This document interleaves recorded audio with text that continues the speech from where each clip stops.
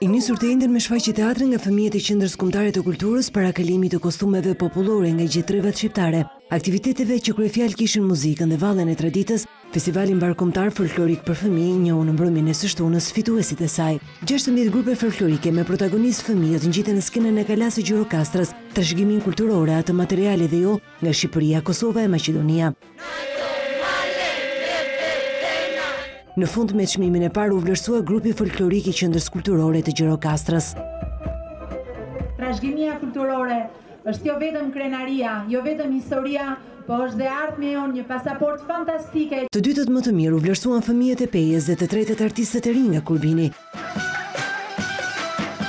Në optikën e kritikës, i gjithë festivali mbarkombëtar për fëmijë, një organizim i Qendrës Kombëtare të Kulturës dhe Ministrisë së Kulturës, u vlerësua për rizimin e traditës. Pasuria më e madhe që kemi, kjo trashëgohet ke fëmijët. Argjiro Fest On Junior erdhi dhe përmes një videoklipi ku fëmijët prezantonin trashëgimin ton kulturore nga çdo qytet i Shqipërisë.